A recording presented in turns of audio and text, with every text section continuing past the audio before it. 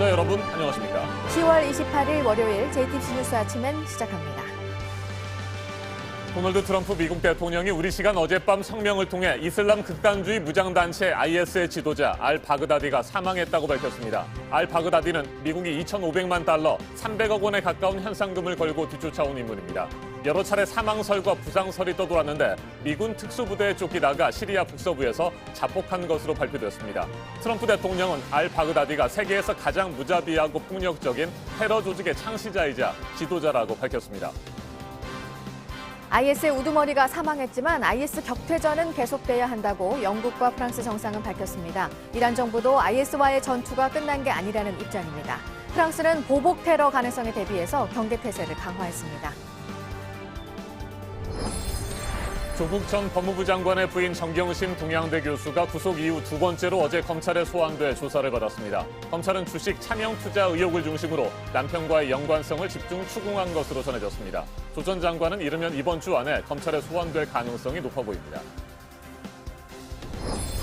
신속 처리 안건으로 지정된 선거제 법안 논의 과정에서 국회의원 정수를 늘리는 문제가 쟁점으로 떠올랐습니다. 현재 300석에서 330석까지 확대하는 게 바람직하다는 심상정 정의당 대표의 발언으로인데 나경원 자유한국당 원내대표는 반대 입장을 밝혔습니다. 홍콩에서는 일요일인 어제도 민주화를 요구하는 시민들과 이를 진압하는 경찰이 충돌했습니다. 최루탄과 물대포, 화염병이 등장했습니다. 21주째 시위였는데 참가 인원은 크게 줄었습니다. 3년 전에 미국 워싱턴에 도착했지만 일본의 방해로 설치 장소를 찾지 못했던 평화의 소녀상이 보금자리를 찾으면서 위안부 피해자 기로녹 할머니가 참석한 가운데 제막식이 열렸습니다. 워싱턴 DC 내 건립도 계속 추진될 예정입니다. 도널드 트럼프 미국 대통령과 백악관이 어제 예고했던 중대 발표는 이슬람 극단주의 무장단체 IS의 지도자 아부 바크르 알-바그다디의 사망 소식이었습니다. 트럼프 대통령은 우리 시간 어젯밤 10시 20분쯤 성명을 통해 IS 지도자 알-바그다디가 사망했다고 밝혔습니다. 그러면서 알-바그다디는 세계에서 가장 무자비하고 폭력적인 테러 조직의 창시자이자 지도자라고 덧붙였습니다. 네, 앞서 트럼프 대통령의 시리아 미군 철수 결정은 IS가 부활할 것이라는 우려를 낳았고요. 비난이 커지던 상황이었는데요. IS 우두머리의 사망이 어떤 영향을 앞으로 갖게 될지 주목됩니다. 이게 전부가 아니라서 IS와의 전쟁이 끝난 게 아니라는 목소리도 이어지고 있는데요. 먼저 워싱턴부터 연결해서 자세한 소식 듣겠습니다. 네, 임종주 특파원. 트럼프 대통령과 백악관이 예고했던 중대 발표가 과연 무엇일지 관심을 모았습니다. 어느 정도 예상이 됐는데 IS 지도자의 사망 소식이군요. 자, 우선 트럼프 대통령의 발표 내용부터 구체적으로 살펴보죠. 네, 트럼프 대통령이 뭔가 매우 큰일이 일어났다고 트윗에 올린 지 12시간 만에 직접 성명을 발표했습니다. 먼저 들어보겠습니다. Abu Bakr al-Baghdadi is dead. He was the founder and leader of ISIS, the most ruthless and violent terror organization anywhere in the world. 네, 알-바그다디는 우리에게는 조금 생소하지만 백악관이 중대 발표까지 할 정도로 서방 사회에서는 꽤 비중 있는 인물로 여겨지지 않았습니까?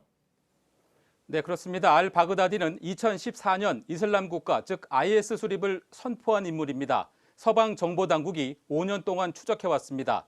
2,500만 달러, 300억 원에 가까운 현상금도 걸려 있었습니다.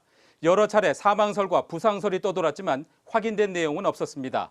이번엔 미군 특수부대에 쫓기다 시리아 북서부에서 자폭한 것으로 발표됐습니다. 마크 에스퍼 미 국방장관의 말 들어보겠습니다. That's the report we have on the ground from the commander that we tried to call him out and ask him to surrender himself. He refused.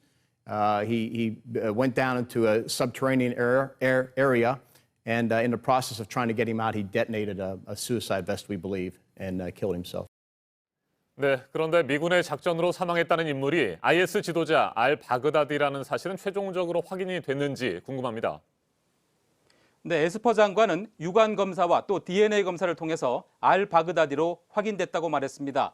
그러나 러시아 국방부 대변인은 미군의 기습작전이 있었는지 믿을 만한 정보가 없다며 의문을 제기했습니다. 또 미군 항공기의 공습을 전혀 목격하지 못했다고도 주장했습니다. 러시아의 도움에 감사한다는 트럼프 대통령의 발언과 배치되는 대목입니다. 네, 임종주 특파원. 알-바그다디의 측근도 이번에 함께 사살됐다는 주장이 나오고 있죠. 네, 미군과 IS 격퇴전을 함께해온 쿠르드족의 시리아 민주군 측 주장인데요.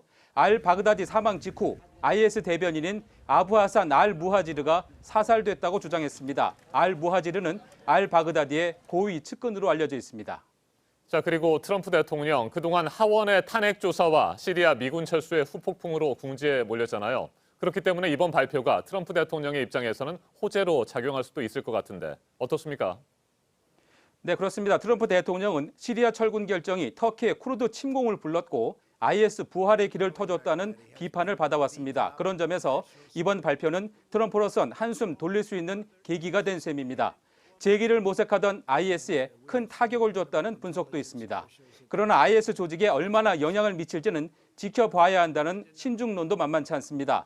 여러 테러 조직이 지도자 사망 후에도 생존했고 다양한 요인에 따라 흥망성쇠를 반복하기 때문이라는 것입니다. 지도자의 존재 여부보다는 지역 내 역학관계가 더 중요하다는 분석도 있습니다. 지금까지 워싱턴에서 JTBC 임종주입니다. 그동안 미국이 주도하는 IS 격퇴전에 동참했던 프랑스와 영국의 정상은 IS를 완전히 뿌리 뽑을 때까지 테러 격퇴전을 계속해야 한다고 논평했습니다. 반면 이란은 시큰둥한 반응을 보였습니다. 계속해서 이상화 기자입니다. 에마뉘엘 마크롱 프랑스 대통령은 트위터를 통해 알 바그다디의 사망은 한 단계일 뿐이라고 논평했습니다. 테러 집단을 완전히 격퇴할 때까지 연합국 파트너들과 함께 싸움을 계속하겠다고 밝혔습니다. 영국도 비슷한 반응입니다. 보리스 존슨 총리는 알 바그다디의 죽음은 테러와의 싸움에서 중요한 순간이지만 IS와의 전쟁은 끝나지 않았다고 말했습니다. 프랑스와 영국은 미국이 주도하는 시리아의 IS 격퇴전에 병력을 파병한 국가입니다. 프랑스는 보복 테러를 우려해 국내 테러 경계 태세를 강화했습니다. 반면 이란은 시큰둥한 반응을 보였습니다. 모하마드 자바드 정보통신부 장관은 미국이 자신의 피조물을 죽였을 뿐이라 비판했습니다. 이란의 강경 보수신문 자반의 압둘라 간지 편집장은 테러 조직의 수괴들이 왜 미국 대통령 선거 운동 기간에 피살되느냐는 글을 올리기도 했습니다. 앞서 알카에다의 수괴 오사마 빈 라덴도 버락 오바마 대통령이 재선 1년 전인 2011년 5월 미국 특수부대 기습으로 사망했습니다. 이라크 제2의 도시 모술 주민들은 알 바그다디의 죽음을 반겼다고 외신은 전했습니다. 모술은 2014년부터 3년 반 동안 IS의 지배를 받다 이라크 정부군의 작전으로 해방됐습니다. JTBC 이상화입니다. 조국 전 법무부 장관의 부인 정경심 동양대 교수가 구속 이후 두 번째로 어제 검찰에 소환돼 조사를 받았습니다. 검찰은 주식 차명 투자 의혹을 중심으로 남편과의 연관성을 집중 추궁한 것으로 전해졌습니다. 조 전 장관은 이르면 이번 주 안에 검찰에 소환될 가능성이 높아 보입니다. 김민권 기자입니다. 검찰이 구치소에 수감 중인 정경심 교수를 두 번째 불러 조사했습니다. 2차 전지업체인 WFM 주식 투자를 집중 조사했습니다. 검찰은 지난해 1월 정 교수가 WFM 주식을 시세보다 저렴하게 차명 매입했다고 의심하고 있습니다. 그리고 거래 직전 조국 전 장관 계좌에서 정 교수 계좌로 5천만 원이 송금된 것으로 검찰은 파악하고 있습니다. 송금은 청와대 근처 ATM기에서 이루어진 것으로 전해집니다. 조 전 장관은 당시 청와대 민정수석으로 재직 중이었습니다. 검찰은 이 돈을 보낸 인물이 조 전 장관인지 맞다면 그 사용처를 알고 있었는지 등을 확인하는 데 수사력을 모으고 있습니다. 하지만 조 전 장관은 WFM과는 어떠한 연관도 없다는 입장입니다. 정 교수 역시 주식 차명 매입 자체가 사실이 아니라고 주장하는 것으로 알려졌습니다. 검찰은 정 교수 구속기한 안에 조 전 장관을 상대로 사실 확인을 마치겠다는 계획입니다. 이르면 이번 주 조 전 장관 첫 소환이 이뤄질 거란 전망이 많습니다. JTBC 김민권입니다. 지난 토요일 서울 여의도 촛불문화제에 참석했던 시민들이 집으로 돌아가는 길에 하나 둘 쪽지를 붙이면서 여의도역에는 이른바 레넌벽이 생겼습니다. 레넌벽은 과거 공산주의 시절 체코에서 젊은이들이 존 레넌의 노래 가사를 벽에 붙인 데서 유래한 겁니다. 서울 여의도역 레넌벽에는 검찰개혁을 촉구하는 쪽지들이 내걸렸습니다. 홍지용 기자가 보도합니다. 에스컬레이터를 타고 내려가자 형형색색의 쪽지로 덮인 복도가 보입니다. 공수처 설치, 검찰개혁, 국회는 각성하라, 국민의 명령이다. 검찰개혁을 주장하는 촛불문화제에 참여한 시민들이 저마다 남긴 글귀입니다. 이른바 레넌병 만들기 운동입니다. 이런 움직임은 지난 10차 집회부터 본격적으로 시작됐습니다. 이 운동을 기획한 곳은 대한공공정책학회입니다. 시민들이 자유롭게 의견을 남기게 하자는 취지로 쪽지를 나눠줬다고 밝혔습니다. 그 순간이 끝나면 집회는 흩어지고 없는 거지 않습니까? 시간적으로. 근데 포스트잇으로 적으면 그 순간이 기억되는 방식으로 그 시간을 넘어가지고 하나의 기록으로 남는 것 같습니다. 최근엔 송환법 등에 반대하는 홍콩 시민들이 저항의 표시로 도심 곳곳에 레넌벽을 만들면서 널리 알려졌습니다. 사법적폐 청산 범국민 시민연대는 공수처법이나 검경수사권 조정 관련 법안이 국회를 통과할 때까지 집회 등을 이어가겠다는 방침입니다. JTBC 홍지용입니다. 심상정 정의당 대표가 의원 정수 10% 확대를 주장하고 나섰습니다. 현행 300석으로 돼 있는 국회의원 수를 330석까지 늘리는 것이 바람직하다는 겁니다. 나경원 자유한국당 원내대표도 합의했다고 심 대표는 밝혔는데 나경원 대표는 의원 정수 확대에 전혀 동의하지 않을 것이라고 반박했습니다. 정종문 기자입니다.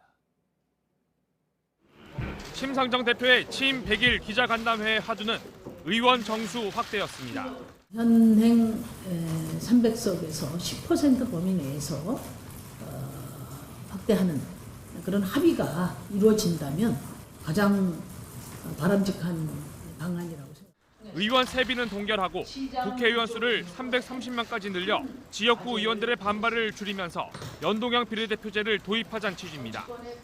그러면서 나경원 자유한국당 원내대표도 합의했다고 했는데 여야 5당 원내대표의 합의로 10% 이내의 확대를 합의한 것입니다.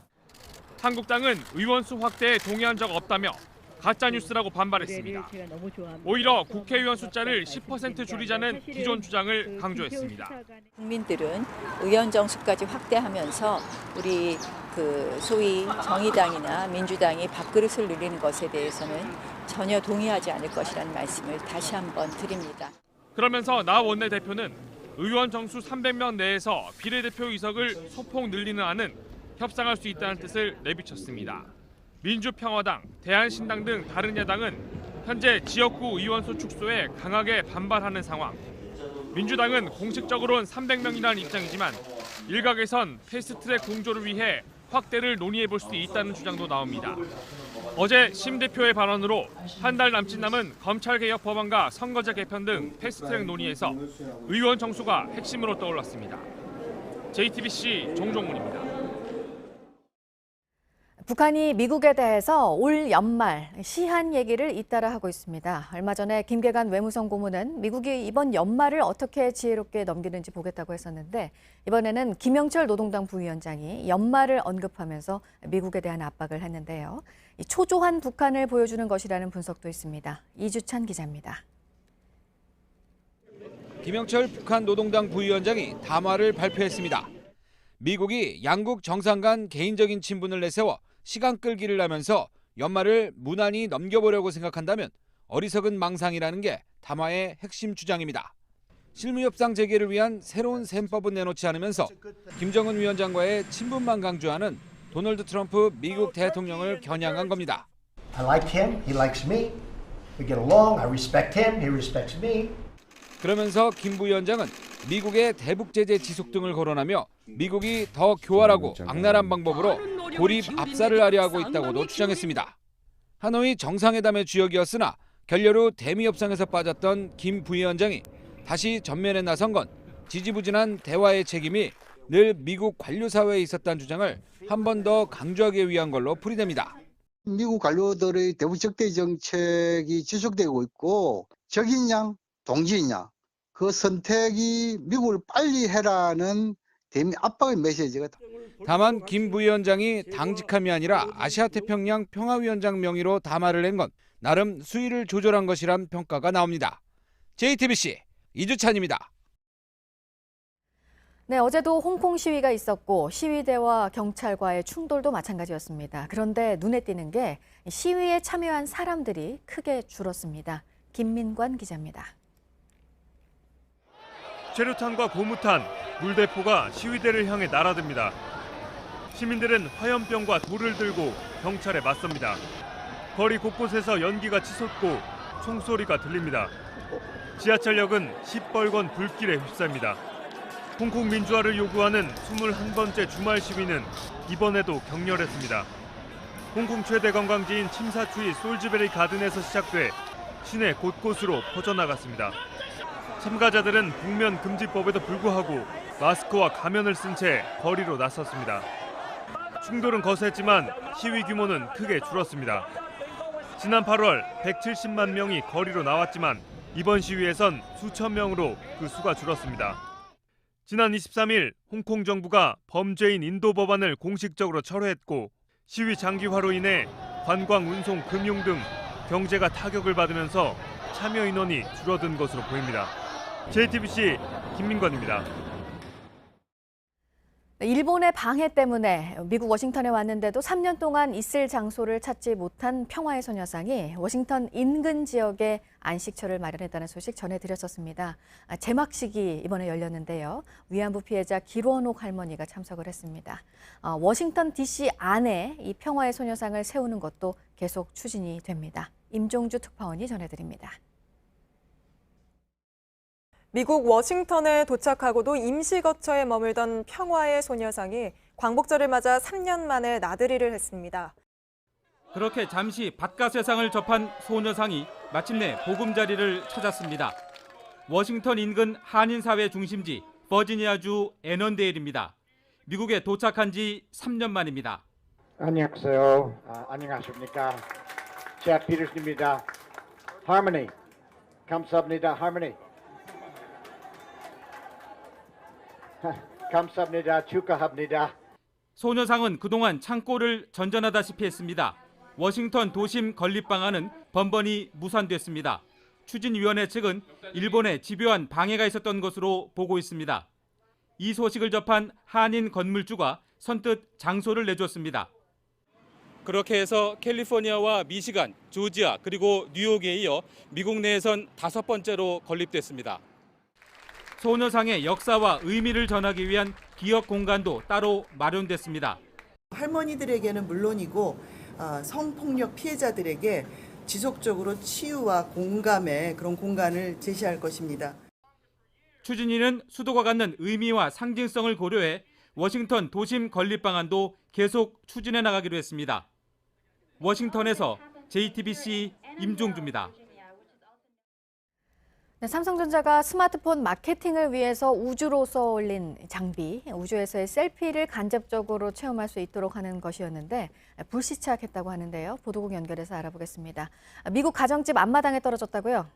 네, 미시간주 메릴에 있는 한 주택 앞마당에서 지난 26일 아침에 커다란 소음이 발생했습니다. 집주인 부부가 마당으로 나와 보니 근처 나무에 낙하산이 걸려 있었고 바닥엔 삼성 스페이스 셀피라고 적힌 물체가 낙하산에 연결된 채 떨어져 있었습니다. 물체 한 상자에는 카메라 2대와 삼성 스마트폰이 붙어 있었는데요. 이 장비는 스페이스 셀피 장비입니다. 삼성전자 유럽 법인이 최근 갤럭시 S10 5G를 활용해서 스페이스 셀피 마케팅을 진행했는데요. 셀피란 자가 촬영을 뜻하는 신조어입니다. 갤럭시 S10 5G를 기구에 탑재해서 성층권에 띄운 뒤에 사용자들의 셀피를 지구를 배경으로 촬영해서 보내는 그런 것인데요. 이번 추락에 대해서 삼성전자는 미국에서 예정된 착륙을 진행하던 도중에 날씨 조건 탓에 선택된 농촌 지역에서 조기에 연착륙을 하게 된 것이라고 해명했습니다. 네, 그리고 대형 산불 때문에 지금 비상인 미국 캘리포니아주는 불쏘시개인 강풍이 또 예보가 됐다고 하는데 지금 상황이 어떻습니까? 네, 참 심각한 상황인데요. 개빈 뉴섬 캘리포니아 주지사는 현지 시간 27일에 주 저녁에 비상사태를 선포했습니다. 뉴섬 주지사는 성명에서 산불에 대처하기 위해서 가용한 모든 자원을 총동원하겠다고 밝혔는데요. 대피령이 내려진 주민은 20만 명에 달합니다. 산불이 가장 심각한 곳은 북부의 와인 산지인 소노마 카운티로 최고 시속 129km의 돌풍까지 불면서 불이 빠르게 확산하고 있습니다. 지난 23일 시작된 산불은 현재까지 약 120제곱킬로미터를 덮쳤습니다. 소방 당국은 3만 명의 인력을 동원해서 진화에 나섰지만 아직 10% 정도만 불을 껐다고 밝혔습니다. 강풍은 현지 시간 28일까지 이어질 것으로 예상되는데 추가 피해가 우려되는 상황입니다. 캘리포니아를 덮친 산불의 원인은 아직 밝혀지지 않고 있습니다. 네, 이 밖에 새로운 소식은 정리해서 잠시 후 8시쯤에 전해드리겠습니다. 지금까지 아침엔 지금 JTBC 이재승입니다. 이번에는 오늘 아침 체크해봐야 할 뉴스들을 분야별로 살펴보겠습니다. 먼저 정치 분야입니다. 북미 정상회담 이후 한반도 출격을 자제해왔던 미 공군의 B-52 전략 폭격기 2대가 최근 동해 상공을 비행한 것으로 알려졌습니다. 미국이 북한에 대해 경고 메시지를 던지는 동시에 동해 일대까지 연합훈련 반경을 넓힌 중국과 러시아에 대한 견제라는 분석이 나오고 있습니다. 이낙연 국무총리가 오늘로 재임 881일째를 맞았습니다. 김황식 전 총리가 세운 880일 기록을 넘겨 1987년 대통령 직선제 도입 이후 최장수 총리가 됐습니다. 이 총리는 오늘 아침 출근길에 소감을 밝힐 것으로 보입니다. 바른미래당 문병호 최고위원이 손학규 대표 체제로는 내년 총선에서 희망이 없다며 탈당을 선언했습니다. 지난 5월이죠. 손 대표가 직접 임명한 당권파 문 최고위원마저 등을 돌리면서 손학규 대표 체제가 더욱 흔들리게 됐습니다. 해외 금리에 연계한 파생 결합 펀드 DLF 손실 사태와 관련해서 금융감독원이 2달간 진행한 합동 검사를 이번 주 중에 마무리를 합니다. 하나은행과 우리은행의 전현직 행장들을 포함해서 대규모 징계가 있을 것으로 보입니다. 인적 제재와 함께 기관에 대한 중징계도 예상이 되고 있습니다. 세계적인 명품업체 루이비통이 미국 보석업체인 티파니 인수를 추진한다는 보도가 나왔습니다. 티파니의 시장 가치는 약 14조 원으로 평가가 되는데요. 티파니 인수가 성사가 된다면 루이비통 그룹이 지금까지 한 인수 가운데 최대 규모가 될 것으로 전망됩니다. 가을 배추가 한창 자라야 하는 9월에 태풍이 3번이나 왔었습니다. 배추값이 그야말로 폭등을 했는데요. 평년보다 90%가 넘게 올랐습니다. 배추 한 포기 소매가가 5,680원입니다. 때문에 포장김치나 절임 배추 판매량이 최근 늘고 있습니다. 계속해서 사회 분야 뉴스입니다. 어제 오전 경남 통영시 해관도 앞바다에서 50대 남성이 바다에 빠져 숨졌습니다. 일행과 함께 낚시를 하기 위해서 섬에 들어왔다가 변을 당한 것으로 추정됩니다. 해경이 정확한 사망 원인을 조사하고 있습니다.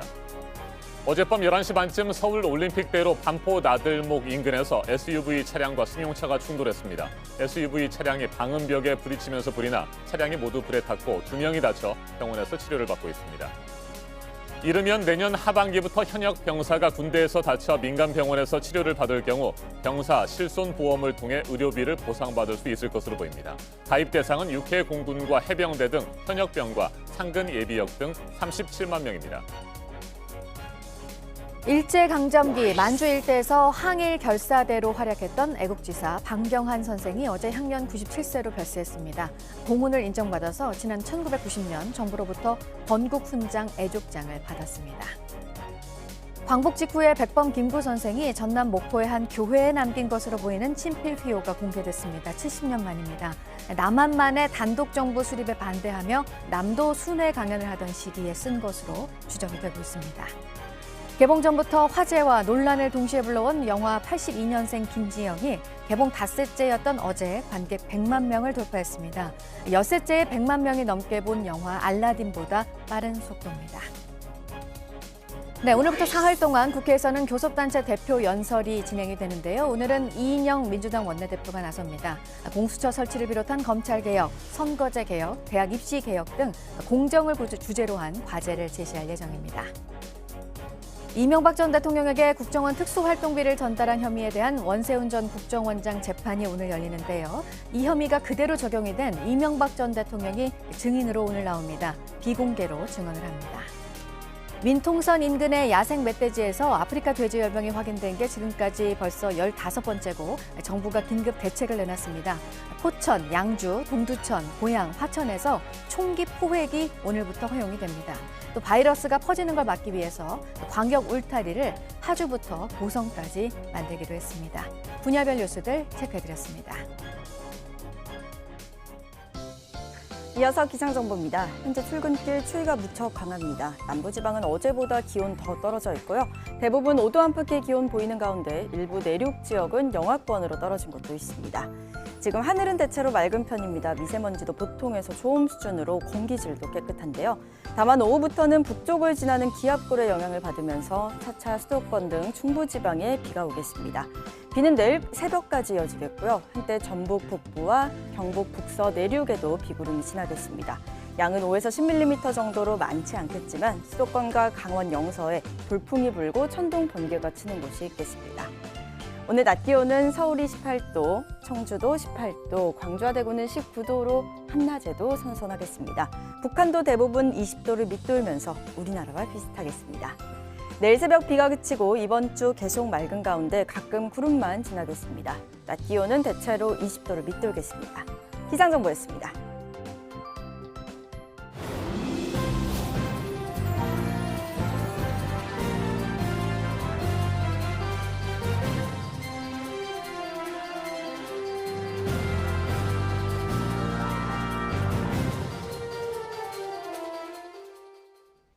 화성 연쇄살인 8차 사건 범인으로 붙잡혀 20년 동안 옥살이를 한 윤모 씨가 잃어버린 인생을 다시 찾기 어렵다며 그 20년을 누가 어떻게 보상하겠느냐고 했습니다.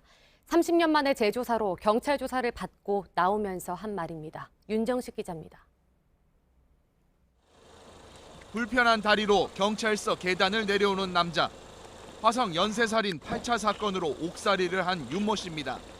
11시간가량 조사를 받고 나온 윤 씨가 취재진 앞에 섰습니다. 제가 아니대로 다 얘기했습니다. 저는 범인이 아니고 억울하게 살았다는 걸 그걸 강조하고 싶습니다. 윤 씨는 1989년 무기징역을 선고받았습니다. 최근 이춘재는 이 사건의 진범은 자신이라고 자백했습니다. 윤 씨는 이미 20년 옥살이를 치르고 2009년 모범수로 출소한 상태입니다. 잃어버린 인생 잘 찾혀 어렸을 때 그렇게 말해서 20년의 세월 짧은 건 아니에요. 응? 국가가 보상한다고 돈을 보상하는 게 아닙니다. 30년 전 윤 씨는 경찰 조사에서 범행을 자백했습니다. 하지만 고문과 강압 수사 때문이었다고 말합니다. 윤 씨는 재심을 준비 중입니다. 재심 청구를 하면 이춘재는 법정에 설 수밖에 없어요. 법정에서 본인이 한 범행에 대해서 구체적으로 털어놓는 시간이 분명히 올 겁니다. 경찰은 당시 객관적인 수사 상황과 윤 씨의 진술 내용, 이춘재의 자백을 모두 검토한 뒤 8차 사건의 진범을 가린다는 방침입니다. JTBC 윤정식입니다. 어제 오후 5시쯤 경남 김해시 한림면에 있는 태양광 발전 설비 에너지 저장 장치에서 불이 났습니다. 소방당국은 오후 6시 15분쯤 큰 불길을 잡았습니다.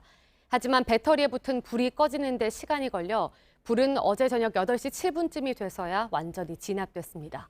이번 화재로 배터리 모듈 등이 불에 타 7억 원 상당의 재산 피해가 났지만 인명 피해는 없었습니다. 문어잡이에 나선 70대 여성이 바다에 빠져 남편 손을 붙잡고 버티다가 해경의 도움으로 무사히 구조됐습니다. 어제 오전 10시 반쯤 전남 해남군 갈산항 남서쪽 해상에서 조업을 하던 75살 A씨가 발을 헛디뎌 바다에 빠졌습니다. A씨는 배 위에 있던 남편의 손을 잡고 버티다 인근을 지나던 완도해경 연안구조정에 구조됐습니다. 경남 고성군 회화면의 한 국도에서 어제 오전 11시 30분쯤 승용차가 시외버스를 들이받은 뒤 불이 났습니다. 불은 승용차에서 버스로 옮겨 붙었지만 소방당국에 의해 10여 분 만에 꺼졌습니다. 사고 당시 시외버스와 승용차에는 15명이 타고 있었는데 화재 직전에 탈출해 인명피해는 없었습니다. 이 화재로 승용차가 전소되고 버스 일부가 불에 타며 소방서 추산 2천만 원의 재산 피해가 났습니다. 정치 사회적으로 논란이 뜨거운 이슈에 대해 다양한 목소리를 들어보는 맞짱 토론 시간입니다. 오늘은 고위공직자 범죄수사처 설치법 공방에 이어서 의원 정수 확대까지 핵심 쟁점으로 떠오른 패스트트랙 정국에 대해 짚어보겠습니다. 조국 전 법무부 장관 사퇴 이후 초선 의원들의 잇따른 불출마 선언에도 불구하고 중진들은 조용한 더불어민주당과 여전히 인적 쇄신보다는 대여 투쟁에 당력을 집중하고 있는 자유한국당의 상황도 살펴보겠습니다. 먼저 출연자들을 소개해드립니다. 제 오른쪽입니다. 최창렬 용인대 교양학부 교수 나오셨습니다. 안녕하세요. 네, 안녕하십니까? 네. 그리고 제 왼쪽입니다. 신율 명지대 정치외교학과 교수입니다. 안녕하세요. 네, 어서 오십시오. 네. 여야가 공수처법 등 사법개혁 법안 처리를 놓고 평행선을 달리고 있는 가운데 정의당 심상정 대표가 의원 정수 확대를 주장하고 나섰습니다. 파장이 클 것으로 보입니다. 토론 시작하겠습니다. 심상정 대표가 의원 정수 10% 확대 주장을 폈습니다. 현행 국회의원 의석수가 300석이니까 10%를 늘리면 330석까지 늘리자 이런 주장인데 왜 이 같은 주장을 폈을까요? 지금 이제 현재 그 패스트트랙에 올라 있는 네. 법안에 의하면요, 국회의원 비례대표가 지금 현재는 47석입니다. 47석을 이제 75석으로 늘리는 거거든요. 그렇죠. 다시 말하면 이제 의원 정수는 확대하지 않은 상태에서 300석으로 그대로 놔둔 그대로 상태에서 놔둔 말이죠. 상태에서 253석인데 현재 지역구가 28석을 줄여서 이 28석을 비례대표로 늘리는 거거든요. 그러니까 의원 정수는 그대로지만 지역구는 28석이 주는 겁니다. 거기 일단 이제 합의해서 올라가 있는데 사실 이제 이게 표결에 붙여지면은 지역구를 둔 의원들, 그러니까 민주당은 여기에 동의했습니다만 또 민주당 내에서도 또 그리고 또 지금 대한신당 의원도 마찬가지고요. 민주평화당의 일부 의원도 마찬가지고 호남의 지역구를 둔 의원, 예를 든다면 이런 분들은 지역구가 줄어들 수가 있어요. 지역에 따라 다르겠습니다만. 그렇기 때문에 이 지역구를 줄여서 과연 이 이제 법안이 통과될 수 있겠는가라는 그런 의문이 제기돼 왔어요, 사실은. 근데 이제 330석으로 늘려도 세비를 동결하거나 세비를 줄이면 국민들이 부담하는 세금은 똑같은 거일 수 있는데 국민들이 일단 의원 정수가 늘어가는 것 자체에 반대하는 것 같아요. 그러니까 국회가 그만큼 다시 말하면 정치가 그만큼 국민들에게 불신을 주고 있는 거죠. 신뢰를 못 주고 있는 겁니다. 그러다 보니까 세비가 동결된다 하더라도 국민들이 여기 반대하고 있는 건데 어쨌든 심상정 의원으로서는 정의당 그리고 이제 소수 야당들은 비례대표가 늘어나는 게 유리하겠죠. 아무래도 의석을 많이 받을 수가 있으니까 정당 득표에 의해서 아마 그런 점 때문에 이제 주장을 하는 것 같은데 제가 볼 때 과연 국민들이 동의를 해주실까 좀 어려울 것 같은 느낌 듭니다 좀. 네. 자, 신 교수님. 예. 심상정 대표는 지난 1월입니다. 자유한국당을 포함한 여야 5당 원내대표들이 합의한 내용이다. 이렇게 주장을 했습니다. 10%를 늘리는 거에 대해서요. 그런데 또 나경원 대표는 그런 일은 없다라고 반박했습니다. 근데 이제 일단 제가 말씀드리고 싶은 것은 이론적으로 얘기하는 겁니다. 제가 뭐 늘려야 된다, 줄여야 된다 이 얘기를 하는 것이 아니고. 근데 그 OECD 국가들 평균을 따져보면요. 인구 12만 명당 의원 1명을 두고 있습니다. 지금 OECD 평균이 그렇거든요. 그러면은 우리나라 같은 경우에는 12만 명이 훨씬 넘는 지역구가 훨씬 많기 때문에 이론적으로만 따진다면은 사실은 늘려야 된다라는 논리가 얼마든지 성립될 수 있다라는 점을 미리 말씀을 드리고요. 그리고 사실 아까 최청렬 교수님께서도 말씀을 하셨습니다만 지금 28석을 줄여야 되는 거죠, 지역구. 28석을 줄인다라는 것은 제가 볼 때 어느 정도 어려운 일이냐면 지구의 자전 방향을 반대로 돌리는 거나 마찬가지 그 정도로 어려운 거거든요. 그렇습니까? 이 국회의원들이 보통 반발하는 게 아니기 때문에 그렇기 때문에 지금 이제 의원 정수를 늘리자 이렇게 얘기를 했는데 저는 제가 만약 심상정 대표였다면 조건을 하나 다는 게 어떨까 이런 생각이 들어요. 다시 말해서 늘리긴 늘리되 그 대신에 예를 들면 국회의원 임기를 줄이겠다. 우리가 4년이잖아요. 그러니까 물론 뭐 이게 예를 들면 2년에 한 번씩 국회의원 선거를 하자 이러면은 그 돈이 얼마냐 이런 식으로 또 나올 수 있는데 민주주의는 반드시 뭐 이 비용만 가지고 따질 수는 없는 거니까요. 그러니까 그런 조건들, 그러니까 소위 말해서 그 국회의원들이 누리고 있는 이른바 특권이라는 걸 다 없애고 임기도 줄이고 좀 그리고 그 대신에 늘리겠다. 뭐 이런 조건이 있어야 되는데 갑자기 늘리기만 하겠다라고 얘기를 한다라는 사실 자체는 국민들의 역풍을 받기에는 저는 굉장히 충분하다 이런 생각이 들고요. 그리고 뭐 그 자기네들끼리 합의를 했는지 안 했는지 그거에 우리가 알 수가 없는 일이죠. 알 수가 없는 일인데 우리나라에서 합의했다 안 했다라고 말이 바뀌는 경우는 뭐 한두 번 정치권에서 볼 수 있는 게 아니니까요. 뭐 이번에 전혀 놀랍지는 않습니다. 단 제가 말씀드리고 싶은 것은 선거제도 개혁이라는 이름 하에 갑자기 튀어나온 얘기인데 상당한 역풍을 맞을 가능성은 배제할 수 없다. 전 그렇게 생각합니다. 알겠습니다. 지역구를 줄이는 것이 지구의 자전 방향을 바꾸는 것만큼 그만큼 어렵다라는 말씀이 확 와닿기는 합니다.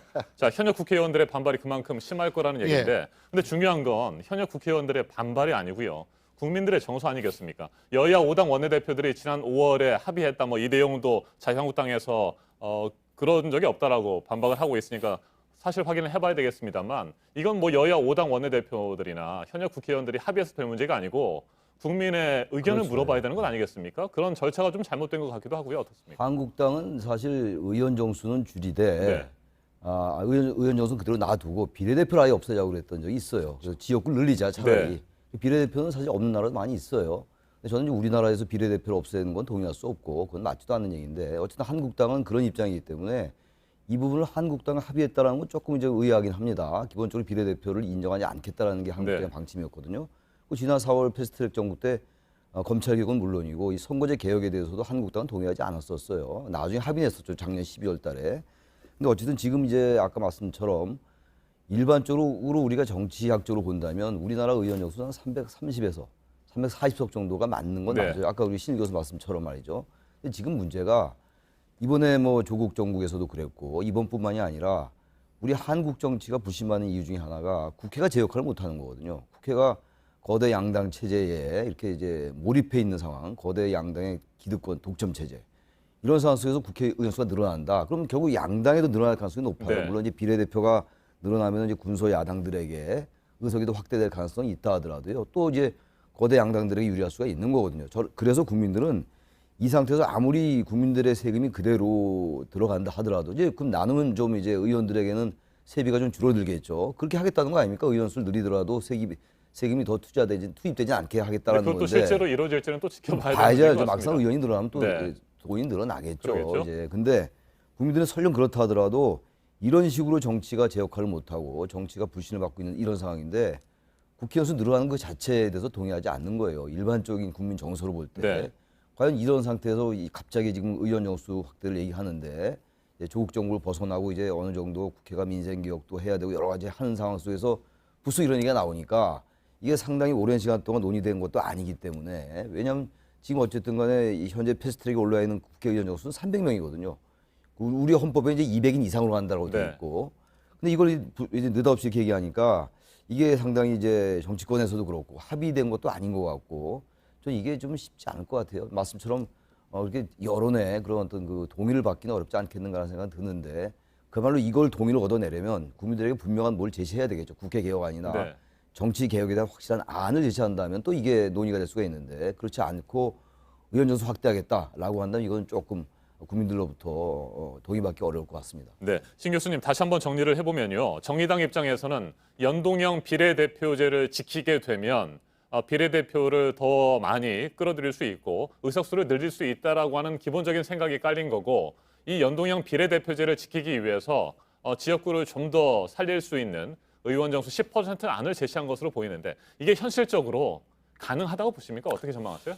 그러니까 그 지금 우리나라에선 연동형 비례대표제라고 하는데 이제 이 정식 명칭은 혼합형 비례대표제입니다.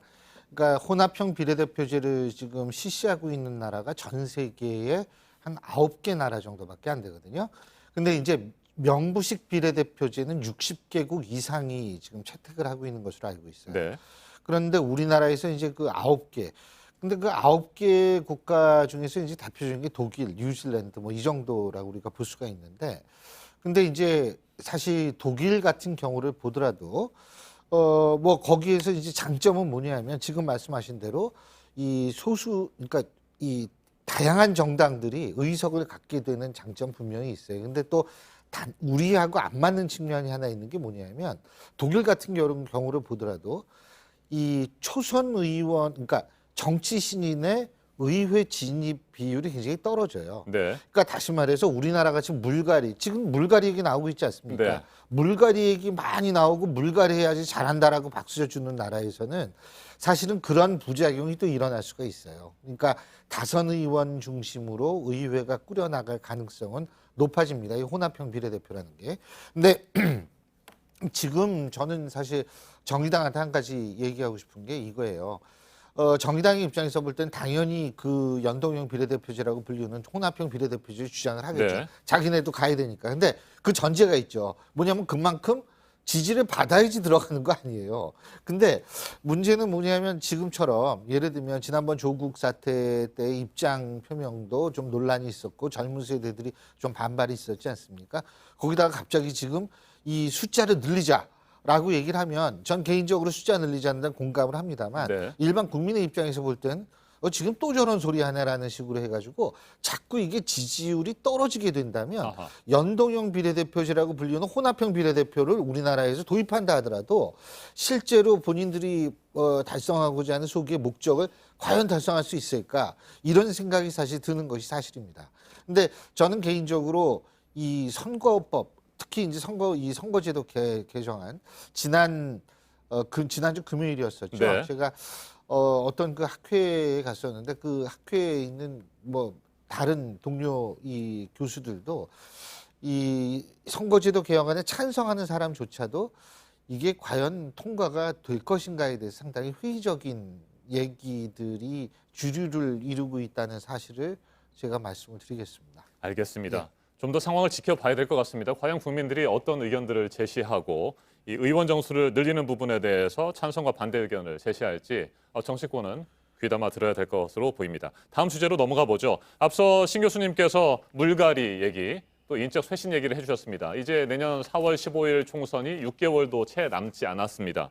과연 어떤 모습으로 혁신되는 그런 과정들을 보여줄지 다들 국민들이 지켜보고 있는 상황입니다. 일단 더불어민주당 얘기를 좀 해보죠. 이철희 의원 그리고 표창원 의원이 불출마를 선언했습니다. 최근 조국 사태를 겪어오면서 당내 여러 가지 움직임과 결정에 대한 항의성 불출마다 이런 의견도 있고요. 반면에 더불어민주당 내 중진 의원들은 조용한 상태입니다. 이에 대해서 어떻게 생각하시는지요, 최 교수님? 지금 이제 그 이철희 표창원 의원의 그 불출마 선언은 이번 조국 사태에서 네. 자신들이 정말 스스로 느끼는 걸 얘기하지 못했다라는 전 자기 고백의 성격이 굉장히 강하다고 봅니다. 다시 말하면 다들 보셨겠습니다만 법제사법위원회에서 인사청문회를 할 때 지나치게 민주당이 좀 두둔으로 좀 일관했었잖아요. 원래 이제 인사청문회 할 때 보면 여당은 이제 두둔 비호하고 야당은 비판하는 게 공식적인 부분이긴 합니다만 네. 이번의 경우 아주 두드러졌었죠. 여러 가지 의혹이 제기됐는데 너무 지나치게 이제 두둔만 했단 말이에요. 옹호만 했고. 그리고 이철이나 표창원 의원이 유난히 많이 그랬다로 전 기억합니다. 사실은 솔직히 말씀드려서 그런 것들에 대한 자기 부정적인 모습들 이런 것들을 고백한 거라고 봐요. 네. 좀 그래서 이건 상당히 신선하다라고 보여지는데 문제는 이제 이러한 부분들이 당의 전반적인 쇄신으로 연결될 수 있느냐의 문제인데 아직 민주당 내에 이 두 사람의 불출마 선언 문제 그리고 비판도 많이 했지 않습니까? 그동안 여러 가지 힘들었다고. 조홍천 의원 같은 경우도 불출마 선언 안 했습니다만 네. 이번 조국 정국에서 당이 보여줬던 여러 가지 모습들은 국민들의 민심과 많이 괴리돼 있었다라는 이런 반성을 하고 있는데 이게 더불어민주당의 전반적인 어떤 그 인적 쇄신이라든지 쇄신의 모드로 가지는 아직은 않는 것 같아요. 당 대표에 대해서 특히 이철희 의원이 비판적인 입장을 취하고 있는데 이 조국 사태 막지 못했다라는 비판도 있고 또 하나 네. 문제는 조국 사태에서 지나치게 청와대만 의식했다는 그런 비판, 두 비판이 공존하는 것 같아요 지금. 이렇다 하더라도 지금 민주당이 지금 자유한국당이 또 지나치게 또 최근에 이 조국 정부에서 뭔가 이제 수혜를 입었다고 해서 이따 얘기가 나오겠습니다만 거기에 너무 또 편승하는 거 아닌가. 그래서 저는 민주당이 이런 부분들이 완전히 그 이제 당의 새로운 분위기로 바뀌려 한다면 아직은 그런 분위기가 아직 안 된 것 같아요. 두 사람의 이 불출마 선언 가지고는 아직 부족하다. 당의 지도부가 여기에 대해서 뭔가 이 일단락을 짚고 넘어가야 될 것 같아요. 조국 사태에서 어쨌든 보여줬던 당의 무기력한 모습, 청와대에 너무 끌려다녔던 모습 이런 것들에 대해서 뭔가 반성하고 사과하는 모습을 보여줄 때 그럴 때 이 두 초선 의원들의 불출마 선언이 당의 인적 쇄신으로 연결될 수 있지 않겠는가 이런 생각이 듭니다. 네, 조국 전 장관이 사퇴한 직후에는 조 전 장관을 지키지 못했다, 네. 지켜주지 못해서 미안하다, 이런 그런 의견도 당내에서 있었죠, 일부는 있었던 예. 것으로 기억을 하고 있습니다. 자, 신 교수님, 예. 연쇄 탈당이 아니고 연쇄 불출마 선언 앞으로도 있을까요? 제가 볼 때는 있을 수도 있겠죠. 있을 수도 있는데 가장 중요한 것은 저는 지금 이 두 사람의 불출마 선언에 네. 의해서 이 자유한국당과의 대비 효과를 굉장히 크게 보여줬다라는 그런 측면에서 좀 굉장히 긍정적인 측면이 있다라고 생각을 합니다. 그런데 문제는 이것이 이어지겠느냐라고 네. 말씀하셨는데 저는 그게 이어지지 않을 확률이 사실 솔직히 얘기해서 높다고 생각합니다. 왜 그러냐 하면 지금 더불어민주당 내에 있어서의 상황을 보면은요, 가장 큰 문제가 사실 뭐냐면 인적 쇄신보다도 친문이 어느 정도 그 공천을 받게 될 것인가라는 측면에 관심을 더 많이 갖고 있는 것 같아요. 그러니까 친문 공천, 그러니까 비문의 입장에서 볼 때에는 굉장히 그러한 것들에 대해서 피해의식을 가질 수가 있는 거고요. 피해의식을 갖고 있다라는 사실 자체는 뭐냐면 이거 내가 지금 여기서 먼저 그만둔다는 얘기할 필요 네. 없잖아 라는 생각을 가질 수가 있는 것이고, 또 하나는 뭐냐면 지금 이제 불출마 선언, 전 이철희 의원 같은 경우에는 뭐 친문이라고 꼭 생각하진 않습니다만 표창원 의원 같은 경우에는 전 전형적인 친문이라고 생각하는데, 표창원 의원 같은 사람이 이제 자기가 불출마 선언을 했단 말이에요. 그러면 다른 친문들이 오히려 공천받을 수 있는 길을 열어줄 수 있는 그런 계기가 됐다라고 볼 수도 있기 때문에 네. 제가 볼 때에는 상당수의 비문들이나 이런 분들이 상당히 좀 이 걱정을 할 것이다. 그리고 친문이라고 해도 이게 예를 들면 청와대에 있다가 나와가지고 출마 준비하는 분들이 꽤 되지 않습니까? 이런 사람들 같은 경우에는 당내 친문들보다도 훨씬 더 이 친문적 색채가 강한 사람들이라고 볼 수 있는데, 이런 사람들 같은 경우가 더 유리하다라는 생각을 가질 수 있지 않을까. 그런 걱정이 든다면 자기가 제발로 그만두기보다는 실제적으로 투명하고 어떤 그 계량적인 공천 과정에 대한 그런 걸 지켜보면서 오히려 문제 제기를 할 가능성이 높지 않을까. 네. 전 개인적으로 이제 그렇게 생각을 하고요. 그리고 우리가 아까 얘기했던 선거제도 개혁안 있지 않습니까? 이 선거제도 개혁안이라는 것이 어떻게 처리될 것인가. 다시 말해서 인원수 늘리는, 국회의원 수 늘리는 건지 아니면 지금의 기존 지역구를 줄이는 건지. 기존 지역구 줄이면 뭐 자동적으로 이 소위 말해서 배치 떨어지는 사람들이 많을 테니까 그런 것도 함께 얽혀서 좀 봐야 되는 건 아닌가 이런 생각이 들어요. 알겠습니다. 최 교수님, 자유한국당의 상황도 좀 짚어보죠. 예. 자유한국당 역시 뭐 정치 쇄신, 인적 쇄신에 대한 요구가 빗발치고 있는 상황인데, 지금 최근의 상황들을 살펴보면 패스트트랙 충돌과 관련된 검찰의 수사 대상자들의 공천 가산점을 주겠다라는 걸 놓고 또 논란이 벌어지고 있고요. 또 표창장 논란도 네. 있습니다. 어떻게 보세요? 전 자유한국당이 역시 한계다라고 느껴져요. 지금 패스트트랙은 지난 4월, 5월 전국 때 그 국회법 위반이거든요. 국회 회의 방해죄라는 게 있어요. 거기에 따라서 지금 이제 고소고발이 돼 있는 상태입니다. 민주당도 그렇고 한국당도 그렇고. 근데 그 패스트트랙에 그 참여했던 의원들 그때 이제 뭐 많은 몸싸움이 있었잖아요. 근데 그분들을 가산점을 준다라는 거는요. 조금 심하게 말하면은 법을 위반한 의원들에게, 물론 법을 위반했는지 안 했는지 최종 판단을 받아봐야지 알겠습니다만, 법을 위반한 분들에게 그 가산점 혜택을 준다는 얘기이기 때문에 이건 국회가 법을 지켜야 되는 것 아닙니까? 국회뿐만이 아니라 법을 다 지켜야 될 의무가 우리 시민들에게 있는 건데 이거를 가산점을 준다? 과연 이게 국민 정서를 어떻게 생각했을까라는 그런 의문이 좀 들어요. 또 하나 그 표창장도 마찬가지입니다. 이 조국 정국에서 조국 전 장관이 낙마했던 거, 퇴진했던 게 이게 뭐 한국당이 잘해서가 아니잖아요. 워낙 조국 정국에서 조국 전 장관이 보여줬던 여러 가지 이중적인 모습들, 또 문재인 정부가 보여줬던 이중적인 잣대, 이런 것들에 대한 국민들의 반발이 결국은 조국 전 장관의 그 사태로 이어진 거라고 저는 보거든요. 근데 이 부분에 대해서, 그리고 또 어쨌든 양 진영으로 나눠져 있고 말이죠. 지금도 어제도 집회를 하고 그랬잖아요. 어제 그제도 말이죠. 이거 엄중하게 봐야 되는 건데, 이건 자유한국당이건 더불어민주당이건 이 부분을 또 이제 표창장을 준다. 그 TV 화면에 나왔잖아요. 그런 모습들이. 네. 국민들이 어떻게 보겠습니까? 저는 한국당이 아직도 이 현재 우리 정치 상황에 대한 엄중함이나 사태 인식 같은 것들이 부족하다고 보고, 표창장도 마찬가지고. 저는 그래서 정말 한국당이 뭔가 환골탈태하지 않으면 바로 한국당이 제1야당이 그런 약한 모습을 보이기 때문에 민주당이 교만해지는 것이고, 집권 세력이 교만해지고 한국당이 무력화고 하다 보니까 정치가 불신받는 것이고, 그러다 보니까 의원 정수 늘려서 세비가 그대로 있다 하더라도 국민들이 반대하는 거거든요. 그렇겠죠. 한국당 이번 모습은 아주 저는 유감스럽다, 잘못된 행태라고 생각합니다. 네, 신 교수님, 자유한국당의 정치 혁신, 인적 쇄신 가능성 어느 정도라고 보십니까? 제가 아까 이 말씀드리고 깜빡했어요. 인적 쇄신. 네. 우리나라는 물갈이가 제일 잘 된 나라입니다.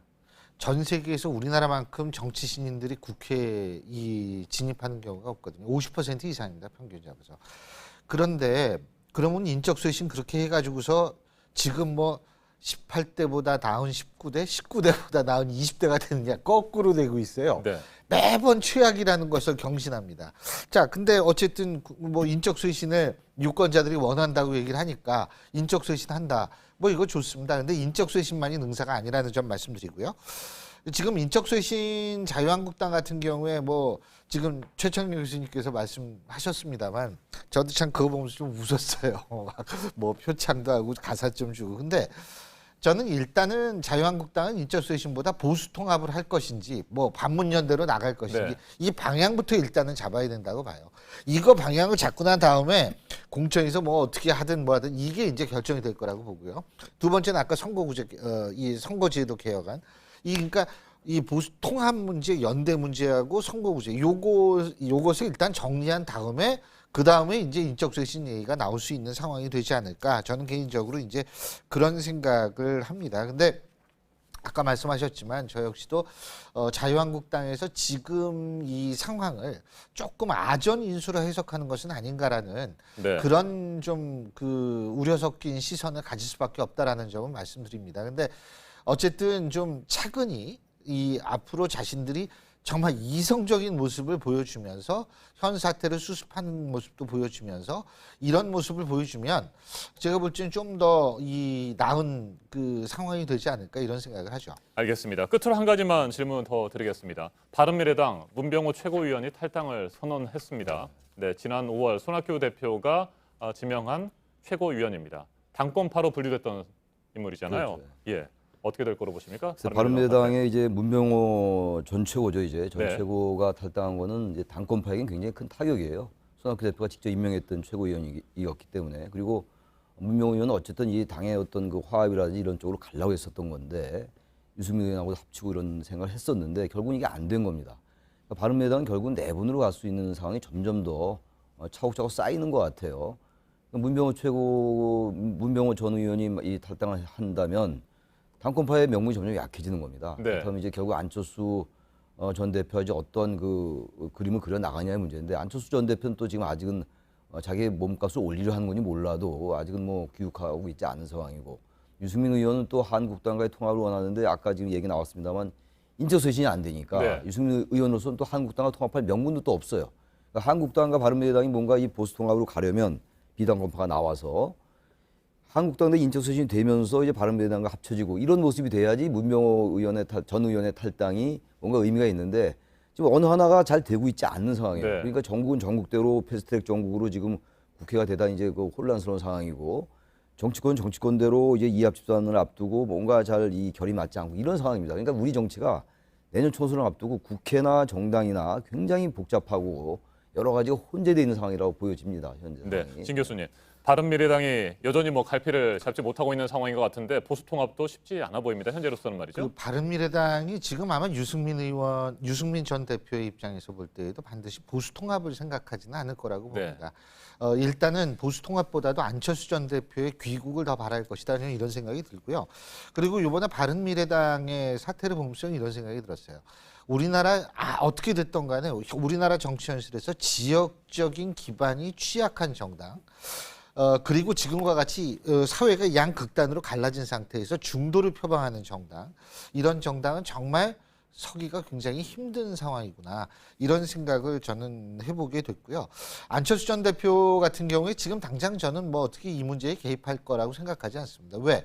본인의 입장에서 볼 때에는 지금 바른미래당이 잘 나가도 여기에 발을 담글까 말까 하는 생각을 할 텐데 지금 이런 상황에서 본인이 귀국해가지고 이거 수습해가지고 자기한테 돌아오는 이미지적 긍정적인 효과가 얼마나 있느냐 없다라고 생각할 수도 있는 거거든요. 그러니까 지금 당장 안철수 전 대표의 복귀를 바랄 수도 없다라는 생각이 들고 그런 차원에서 본다면 제가 볼 때 바른미래당이 미래가 상당히 좀 불투명하구나. 이 바른 미래는 고사하고 그냥 미래가 굉장히 좀 불투명해졌다. 이렇게 얘기할 수밖에 없을 것 같습니다. 알겠습니다. 현 정치 상황에 대한 두 분 교수님의 명쾌한 해석들 잘 들었습니다. 맞짱토론 마무리하도록 하겠습니다. 최창렬 용인대 교양학부 교수, 신율 명지대 정치외교학과 교수와 함께했습니다. 토론 잘 들었습니다. 감사합니다. 예, 고맙습니다. 감사합니다.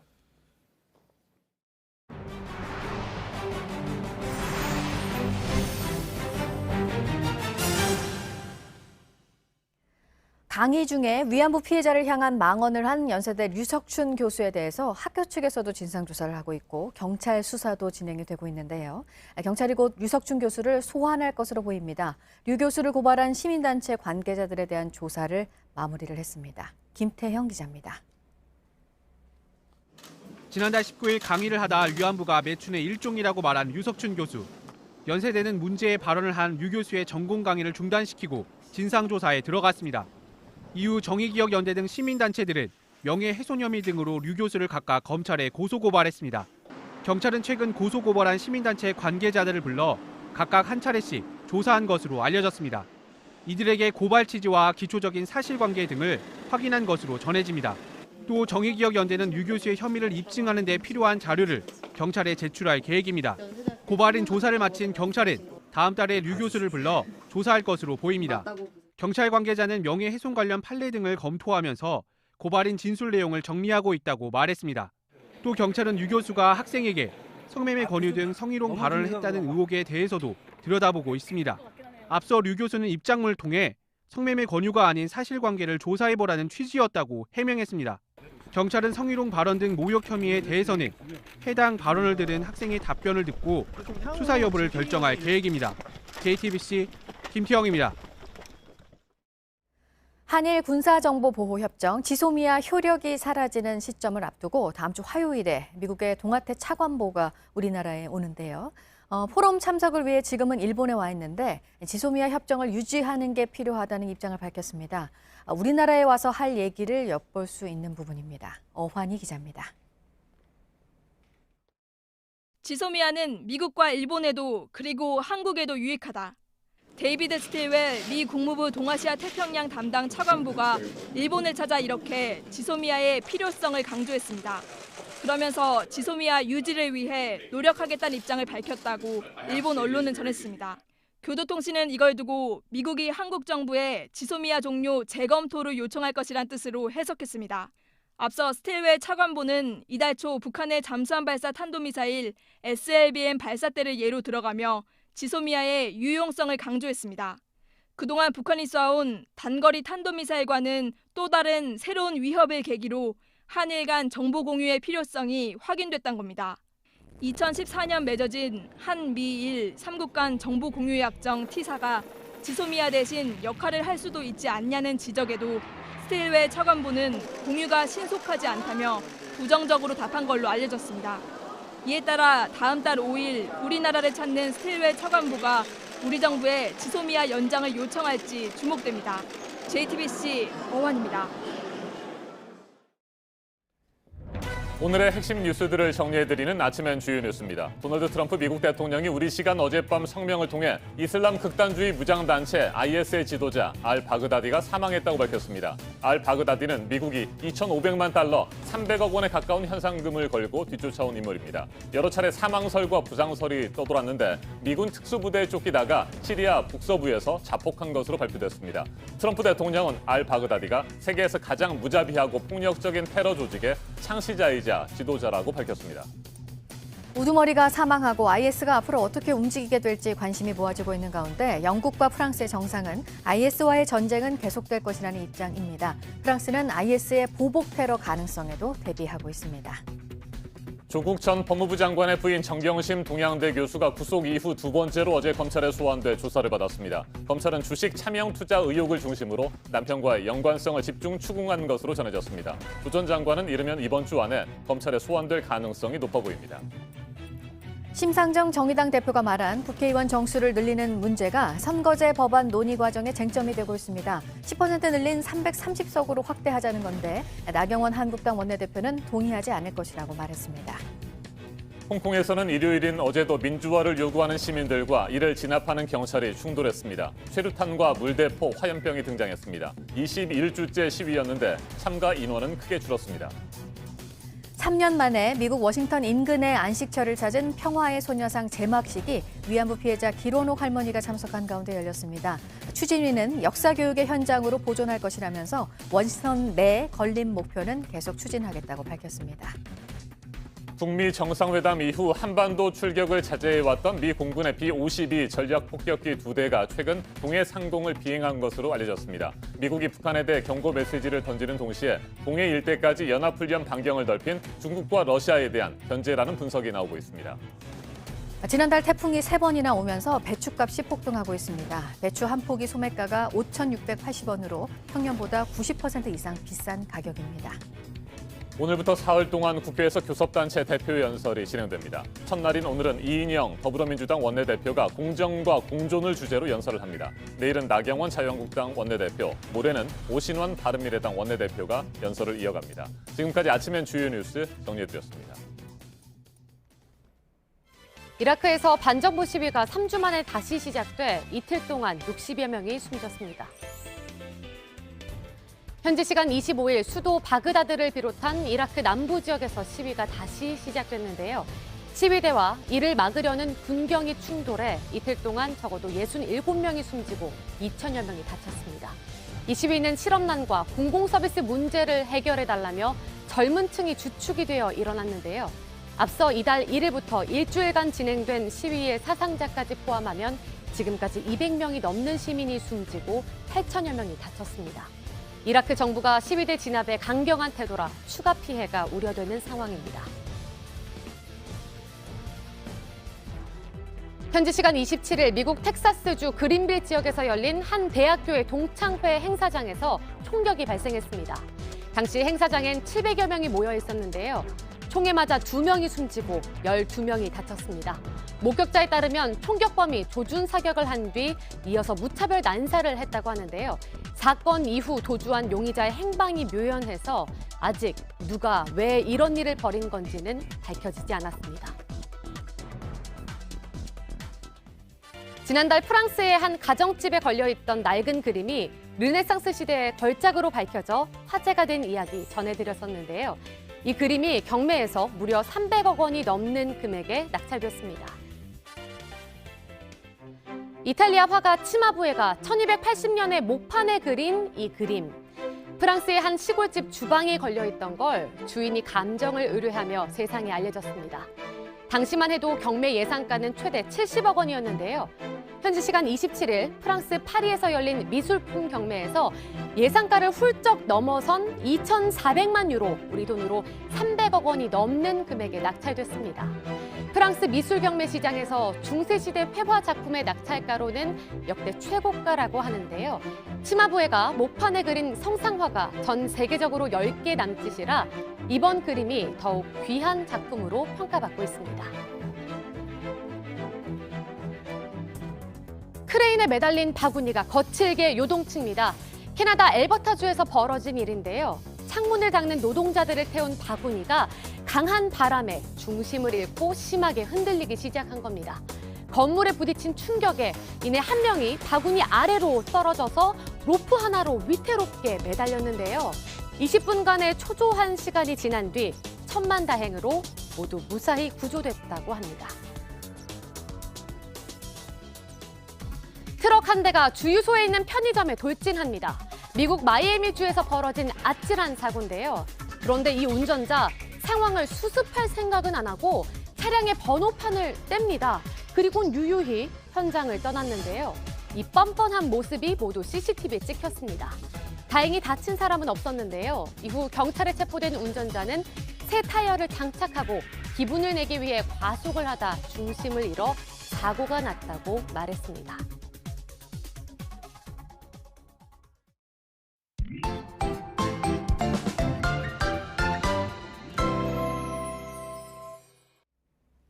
월요일 아침 꽤 춥습니다. 오후부터는 중부지방에 비 소식도 있습니다. 자세한 기상 정보 살펴보겠습니다. 김연아 캐스터, 기온이 얼마나 떨어졌습니까? 네, 오늘 아침 출근길도 옷차림 따뜻하게 하셔야겠습니다. 네. 현재 기온 보시면 서울이 8도, 대전 5도, 전주는 6도, 대구는 4도까지 떨어져 있는데요. 이 지도 보시는 것처럼 내륙 곳곳 5도 안팎의 기온 보이는 가운데 일부 지역은 영하권으로 떨어진 곳들도 있습니다. 기온은 조금씩 훌쩍 올라서 낮에는 서울이 18도, 전주도 18도, 광주와 대구는 19도로 예상되는데요. 평년 수준이기 때문에 한낮에도 선선하겠습니다. 네, 일교차가 10도를 훌쩍 넘어서는 곳들이 많군요. 네, 맞습니다. 네, 오늘 비 소식도 있죠. 네, 그렇습니다. 일단 지금 위성 영상 보시면 아직까지는 구름 없이 하늘이 맑은 편입니다. 미세먼지 농도도 보통에서 좋음 수준으로 공기도 깨끗한데요. 다만 오후부터는 기압골의 영향으로 점점 구름이 많아지면서 중부 곳곳에 비가 오기 시작하겠습니다. 비는 내일 새벽까지 이어지면서 내일 새벽 한때 전북 북부와 경북 북서 내륙에도 비구름이 지나겠습니다. 양은 최대 10mm로 많지 않지만 수도권과 강원 영서에는 바람이 강하게 불고 천둥 번개가 치는 곳도 있겠습니다. 네, 오전에는 괜찮은데 오후에는 우산이 필요하겠습니다. 네, 그렇습니다. 퇴근길 무렵에는 주로 수도권과 강원 영서에 비가 오겠고요. 점차 중부 곳곳으로 확대가 되겠습니다. 네, 이번 주 날씨는 전반적으로 어떻습니까? 네, 계속해서 아침 추위가 강해서 요즘 옷차림 따뜻하게 해야 하는데요. 이번 주 보시면 기온이 오르락 내리락 하기는 하지만 평년 수준을 크게 벗어나지는 않기 때문에 계속해서 출근길 옷차림 신경 쓰셔야겠습니다. 그리고 낮 기온은 대체로 20도를 넘지 못하면서 오늘과 비슷하게 한낮에 선선할 것으로 예상이 됩니다. 그리고 내일 비가 그치고 난 뒤에는 이번 주 계속해서 맑을 것으로 예상되고요. 가끔 구름만 지나는 곳이 있겠습니다. 알겠습니다. 기상정보 잘 들었습니다. 김연아 캐스터 수고했습니다.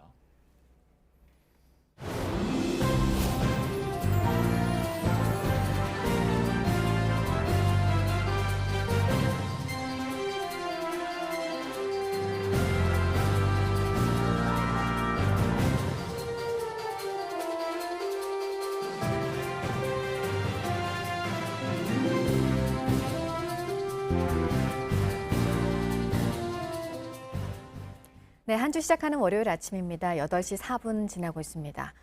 태평양 지역 강제동원 피해자의 신원이 처음으로 최종 확인이 됐다는 소식입니다. 앞으로 미국과 일본과의 협의 과정을 거쳐서 유해 봉환이 공식적으로 이루어질 예정인데요. 보도국 연결해서 알아보겠습니다. 격전지였던 중부 태평양 타라와 섬으로 끌려갔던 한국인이라고요. 네. 타라와 섬에 끌려가 숨진 한국인 가운데 한 명의 유전자 정보가 유가족과 일치하는 것으로 나타났습니다. 이번 DNA 조사에서 신원이 최종 확인된 것은 이 한 건뿐인데요. 더불어민주당 권미혁 의원이 국과수에서 제출을 받은 자료에 따르면 강제동원 피해자 남성 A씨의 뼈 조각과 아들로 추정된 B씨의 DNA 감식을 진행했습니다. 지난 8월에 나온 1차 감식에서는 친자 확률이 99.9996%로 소수점 네 번째가 6으로 나와서 과학적으로 완전한 일치로 보기는 어려웠습니다. 하지만 이후 두 차례 더 DNA 분석이 이뤄졌고 이번에 친자일 확률이 99.9999%로 나왔습니다. 이 타라와 전투는 1943년 11월에 일본과 미국이 벌인 것으로 나흘간 전투로 양측에서 6천여 명이 숨졌는데 상당수가 조선인 징용 피해자였습니다. 네, 그리고 서울대 교수들이 노조를 만듭니다. 지난해 헌법재판소 판단에 따라서죠? 네, 그렇습니다. 그 서울대 전임 교수로 이루어진 서울대 교수협의회는 다음 달 7일에 노동조합 창립 총회를 열기로 했습니다. 교수협의회 측은 교수협의회가 임의단체여서 활동에 제약이 많았다면서 법적 지위를 인정받는 노조를 설립해서 서울대 교육정책 방향을 제시하고 또 교권 확보와 교수들의 임금 또 근로조건 개선에 힘쓸 예정이라고 밝혔습니다. 그동안 교원노조법은 초중등 교원에게만 적용이 됐는데 지난해 8월 헌법재판소는 해당 법 조항이 헌법에 위배된다고 판단했습니다. 네, 끝으로 중학생이 몰던 승용차가 도로 가드레일을 들이받아서 10대 2명이 숨졌다는 소식입니다. 오늘 새벽 2시 40분쯤 울산시 북구 아산로에서 SM3 승용차가 도로변 가드레일과 연석 등에 충돌했습니다. 이 사고로 운전자 15살 A군과 또 뒷좌석에 타고 있던 B군이 숨졌습니다. 또 차에 타고 있던 나머지 3명은 생명에는 지장이 없는 것으로 전해졌습니다. 경찰 관계자는 이들이 모두 동갑내기 친구 사이로 파악된다면서 운전 미숙으로 차량이 갓길로 돌진한 것으로 보고 또 정확한 사고 경위를 조사하고 있습니다. 지금까지 아침엔 지금 JTBC 이재승입니다. 지난 2월 하노이 북미 회담 결렬 이후에 좀처럼 모습을 보이지 않았죠. 북한 김영철 노동당 부위원장이 8개월여 만에 미국을 압박하는 메시지를 발표했습니다. 정상 간의 친분도 한계가 있다. 연말을 넘기려는 건 망상이라고 주장했습니다. 홍현익 세종연구소 외교전략연구실장 자리에 함께했습니다. 어서 오십시오. 안녕하십니까. 네, 며칠 전에 김계관 외무성 고문이 얘기를 했습니다. 미국이 어떻게 연말을 지혜롭게 넘기는가 보고 싶다 이런 얘기를 했는데 그보다 좀 더 강경한 톤으로 김영철 노동당 부위원장이 메시지를 발표한 것 같습니다. 네, 김영철을 본래 천안함 폭침의 뒤에 있다라고 생각되는 경찰청국장, 네. 군 출신입니다. 그래서 강성 이미지인데 이 사람이 또 하나 이미지는 그래도 북미 정상회담 2차례나 주선하고 특사 역할을 했다. 따라서 미국에게 압박은 하되 정상회담을 하자는 메시지가 곁들여 있다. 이렇게 봐야 될 것 같습니다. 네. 시간을 끌다가 연말을 넘기려는 건 망상이다. 뭐 이런 얘기를 네. 했잖아요. 네. 어떻게든지 연말 안에 어느 정도의 성과를 거둬야 된다고 하는 것은 네. 지난 봄에 김정은 위원장의 얘기와도 일맥상통하는 부분입니다. 4월 달에 최고인민회의에서 김정은이 미국에다 대고 선언을 했죠.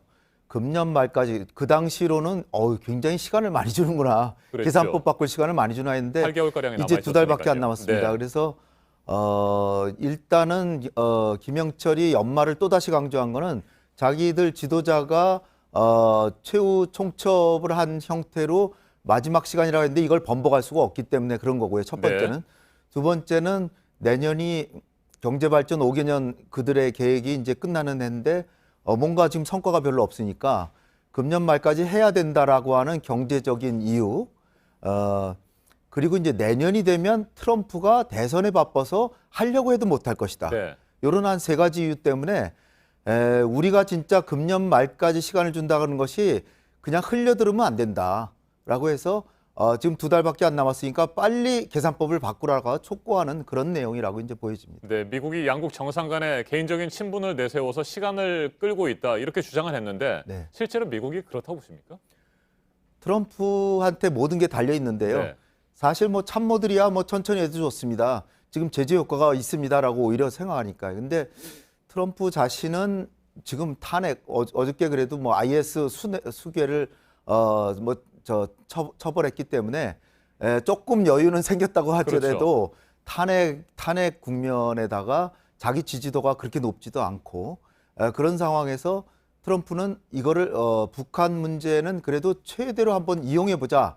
그런 상황에서 지금 이용하는 것보다 오히려 연말 내지 내년 2월쯤 이용할 가능성이 더 큽니다. 그래서 트럼프가 기다리고 있는 것이 아닌가. 아마 밑에서는 상당히 지금 호락호락 북한이 요구하는 대로 해주면 안 된다라고 할 텐데 그러나 트럼프는 일단 그런 얘기 조금만 기다려봐라 그러면서 아마 연말쯤 되면은 뭔가 일단 한 11월에는 실무회담이 또 열릴 것 같고요.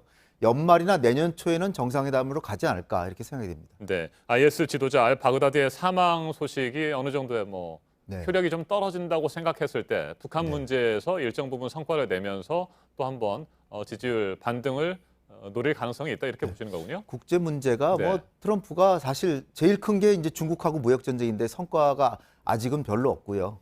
지금 뭐 미봉책으로 지금 뭐 타협하려고 하는 것뿐이지 큰 성과는 없잖아요.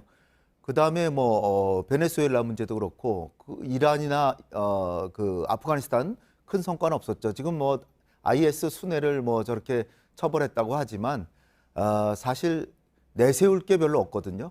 그러니까 북한 문제는 호재이기 때문에 요거는 최적 시점에 활용하려고 그러는 것이 아닌가 이렇게 보입니다. 네, 금강산 관광은 어떻게 될까요? 지난주 북한 금강산에 있는 우리 시설물들을 다 철거해 가라 이렇게 주장을 했고요. 우리 통일부에서는 창의적 해법을 찾겠다 이런 입장을 밝혔는데 창의적 해법 가능하다고 보십니까? 일단 김정은이 이걸 얘기한 게 그 언론에 많이 조명 안 된 것 중에 하나가 지금 북한의 관광객이 쇄도하고 있습니다. 중국의 관광객이 50%가 늘었어요, 금년에. 그러니까 북한의 시설로는 지금 최대한도로 가용 시설을 총동원해서 중국 관광객들을 막고 있는데 그러니까 금강산에도 자신감이 생긴 거죠. 갈마지구에 호텔 전대 이것도 또 잘 되니까. 그러니까 금강산에도 우리 자기들 나름대로의 시설을 해서 자기네들이 오히려 이익을 더 내겠다. 뭐 이런 자신감도 있고 11년 동안 서 있으니까 답답하기도 하고 또 하나는 지난 10월 4, 5일 날 스웨덴에서도 미국이 오히려 금강산이나 원산에 투자하겠다 이런 얘기를 했다는 거예요. 그러면 김정은이 굳이 남한하고 할 필요가 없다 이런 생각을 하는데 그러니까 김정은이 반은 화가 나서 그런 거고 반은 한국하고 말고 다른 방식으로도 할 수 있다. 자기네 독자 또는 중국, 미국하고 협력해서 할 수 있다. 이런 생각 때문에 하는 거니까 중국은 그렇다고 하더라도 미국이 자기네들이 우리 금강산 관광이 이렇게 파행을 하고 있는데 자기네들이 한다고 그러는 건 사실 동맹국의 예의가 아닌 것 같아요.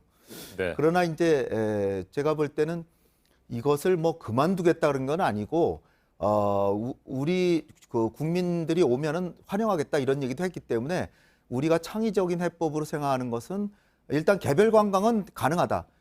이례적으로 우리 외교부 장관이 그 국회의원들한테 개별 관광은 금지되어 있는 게 아니다. 또 관광 자체는 금지 안보리 제재 사항이 아니다. 이 얘기를 일단 흘려놓고요.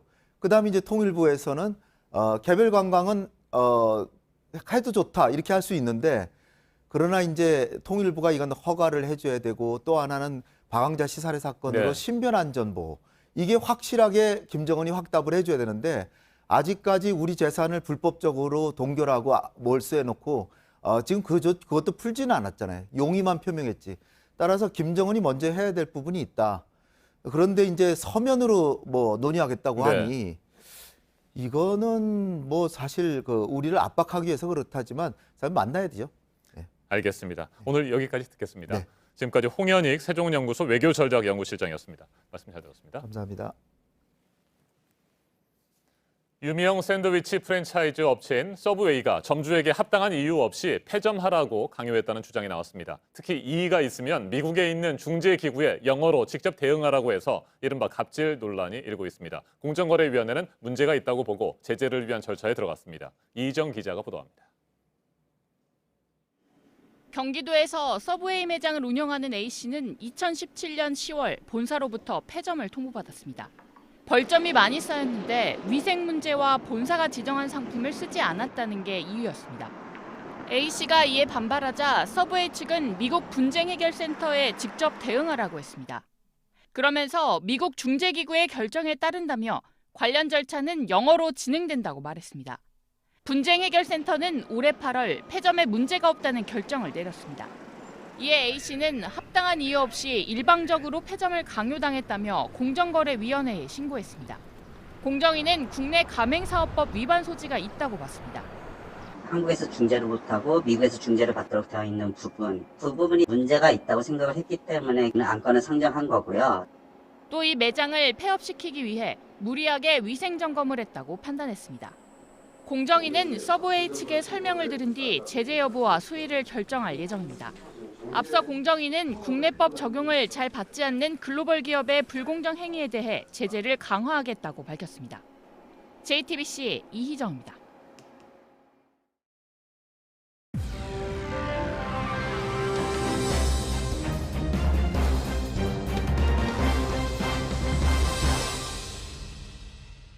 네, IS의 수장이 사망을 했다는 트럼프 미국 대통령의 발표. 시리아 미군 철군 결정으로 궁지에 몰렸던 트럼프 대통령에게 이제 어떤 영향을 줄지, 그리고 IS의 움직임은 앞으로 어떻게 또 전개가 될지 짚어봐야 할 부분들이 좀 있습니다. 최인택 중앙일보 국제전문기자와 알아보도록 하겠습니다. 어서 오세요. 네, 안녕하십니까. 네, 마치 사전 광고를 하는 것처럼 중대 발표를 하겠다. 백악관이 이렇게 얘기를 했는데 트럼프 대통령이 이제 IS 수장의 사망을 발표를 했습니다. 그동안 여러 차례 사망했다는 얘기가 나돌았던 사람이기 때문에 근데 이번에는 DNA를 통해서 최종적으로 확인도 된 부분이다. 이렇게 얘기를 했어요. 예, 그렇습니다. DNA를 즉석에서 이제 확인을 했다고 발표한 것은 물론이고 작전의 상세한 과정 그리고 이제 어떤 사람들이 희생되고 주변에서 어떤 작전을 펼쳤는지까지 전부 얘기를 했기 때문에 이번에는 이제 확실하게 그 아부바크르 알 바그다디가 사망을 한 것으로 확인을 이제 한 그런 셈으로 보겠습니다. 네. 비밀리에 이제 미국이 작전을 펼친 거잖아요. 이 알 바그다디라는 인물입니다. 어떤 인물인지도 좀 짚어봐야 될 것 같아요. 예, 이 사람은 2014년에 지금 이제 이슬람 국가라는 중동 극단주의 무장단체가 가장 세력이 클 때 이라크 북부 인구 100만이 넘는 모술이라는 도시를 점령했습니다. 근처에 석유도 많이 나고 국경으로 따지면은 나라는 다르지만 시리아와 이라크는 서로 연결이 돼 있습니다. 그래서 이 지역에서 세력을 아주 크게 잡고 거기에서 칼리프 중세 이슬람 세계의 정교일치 정치 그리고 이제 권력, 이 종교와 일치가 되는 그런 이제 최고 수장 자리에 올랐습니다. 그렇게 해서 당시 중세 사람들이, 중세 이슬람 교도들이 살던 것처럼 철저하게 뭐 하루 뭐 기도하고 뭘 하고 모든 것을 이제 그 율법에 따르는 그런 아주 독특한 중세적인 세계를 만들었습니다. 네. 그렇게 해서 자기네들이 세계를 만든 것까지는 그렇다 손치더라도 이를 바탕으로 내부에 있는 사람들을 지키지 않으면은 그 집단 참수 그리고 돌팔매 처형 그리고 심지어 이제 높은 건물에서 던지는 그런 비디오까지 마구 나왔습니다. 그리고 여기에 넘쳐가지고 유럽과 전 세계에 걸쳐서 테러를 이제 주도를 했죠. 테러가 우리가 기억하는 것만 해도 뭐 파리, 브뤼셀 그리고 이제 그 우리하고 가까운 데서는 그 필리핀 그리고 스리랑카 이런 데서도 수많은 사람들이 테러로 목숨을 잃었습니다. 바로 그 수계가 이번에 이제 목숨을 잃은 겁니다. 네. 최근에 이제 터키와 쿠르드족 간에 그 충돌 사태가 있었잖아요. 어제 적과 손을 잡고 러시아도 또 개입을 하고요. 이번에 트럼프 대통령이 그 IS 수장의 사망 발표를 하면서 러시아와 시리아, 터키, 이라크가 도와줬다. 그리고 쿠르드족도 정보를 줬다. 이렇게 얘기를 했습니다. 이 사태는 어떤 영향이 있겠습니까? 트럼프가 좀 정치적으로 굉장히 그 궁지에 몰렸죠. 지난 6일에 미군을 시리아 전역에서 철수하겠다고 이제 발표했고 그렇게 하자 바로 9일 날에 터키가 미군하고 같이 IS 제거에 이제 공을 세웠던 그 쿠르드족을 공격하기 시작했습니다. 이 때문에 배신을 한 것이다. 미국이 이제 그 담원만 빼고 뱉은 것이라는 비난을 많이 받았고요. 그렇게 함으로써 그 지역에서 IS 세력이 다시 부활할 것이라는 우려가 이제 굉장히 컸는데요. 그 때문에 미국 내에서도 그리고 전 세계에서 트럼프가 궁지에 몰린 면이 있습니다. 그런데 이 작전으로 한 번에 이제 만회하려고 시도한 그런 그 정치적인 느낌들이 보입니다. IS는 완전히 이제 수계까지 제거됐는데 무슨 IS의 위협이냐고 얘기를 할 수가 있고 그리고 쿠르드족은 지금도 우리하고 지금 협력을 하는데 뭐 우리가 배신했다기보다도 정치적으로 빠져나갈 수밖에 없다. 트럼프는 계속 그 얘기를 했거든요. 우리의 미군들을 우리나라로 이제 집으로 데려오겠다 이 얘기를 했는데 또 천만 뜻밖에도 미군들을 시리아에 있는 유전지대는 지키고 시리아의 미군을 유전이 많은 이라크 북부로 또 옮기는 그런 걸 했기 때문에 이게 무슨 석유 장사꾼 아니냐는 소리까지 들었는데 이번에 이제 아부바크르 알 바그다디를 제감으로 해서 완전히 그 뭐 씻으려는 그런 이제 그 모습을 보이고 있습니다. 네.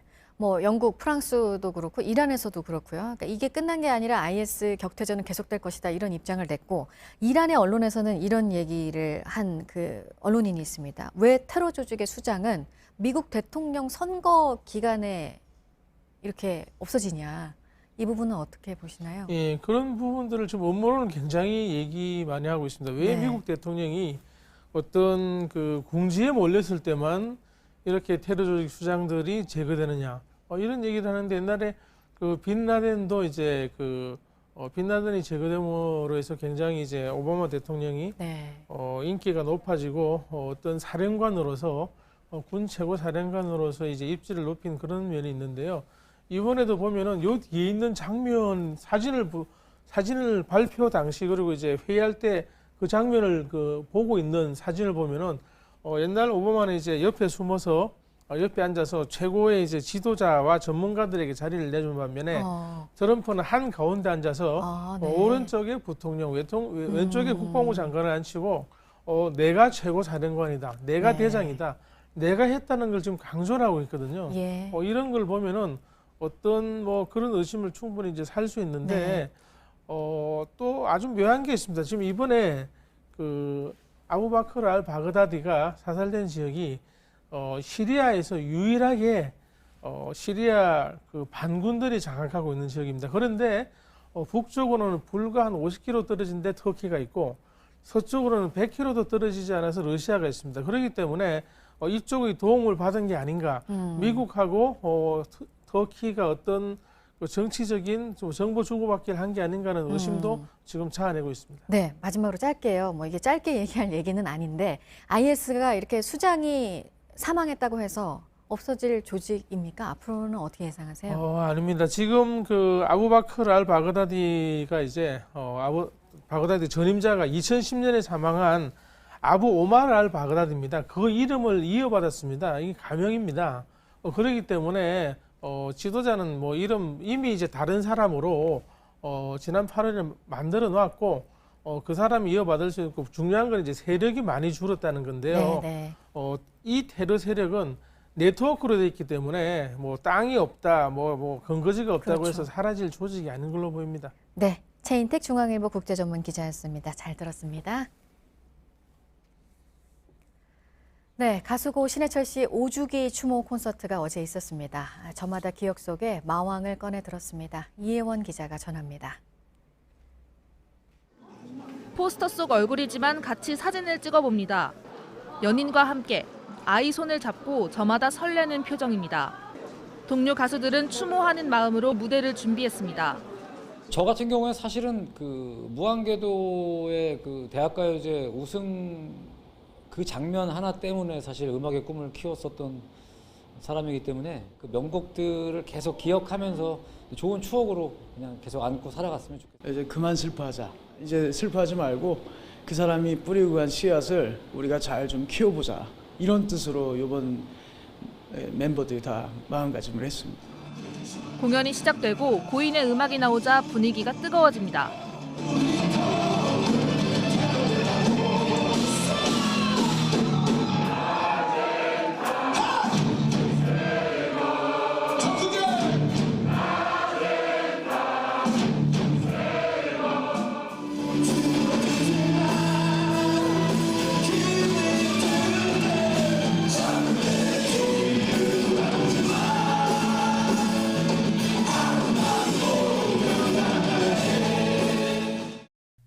(1988년) 대학가요제에서 우승하며 데뷔한 고인은 실험적이고 독창적인 음악으로 사랑받았습니다. 또 우리 사회에 대한 소신 있고 통쾌한 발언으로 마왕이라는 별명을 얻었습니다. 팬들은 앞으로도 계속 고인을 추억하겠다고 말합니다. 팬클럽 모임에서 만나서 결혼하게 되어서 공연장에서 해철 오빠가 프로포즈도 하게 해주시고, 그리고 아이들도 많이 예뻐해 주셨어요. 잊혀지지 않았으면 좋겠어요. JTBC 이예원입니다. 여자 프로농구 청주 KB스타즈가 어제 용인 삼성생명과의 시즌 첫 맞대결에서 박지수와 손튼의 활약으로 개막 3연승을 거두며 단독 선두에 올랐습니다. 손튼은 25득점 16리바운드를 기록했고 박지수 역시 10득점 11리바운드로 더블더블을 작성했습니다. 어제 경기 전까지 KB스타즈와 나란히 2연승을 달렸던 삼성생명은 시즌 첫 패배를 당했습니다. 미국 여자 프로 골프 투어 BMW 레이디스 챔피언십에서 장하나 선수가 우승을 차지했습니다. 어제 부산에서 열린 대회 마지막 라운드에서 장하나는 발목 부상을 딛고 재미교포 데니얼 강을 연장 승부 끝에 물리쳤습니다. 장하나는 최종 19언더파 269타의 기록으로 2년 8개월 만에 LPGA 우승 트로피를 들어올렸습니다. 우승 상금 $30만, 우리 돈 약 3억 5천만 원을 받은 장하나는 최혜진을 제치고 국내 상금 순위 1위로 올라섰습니다.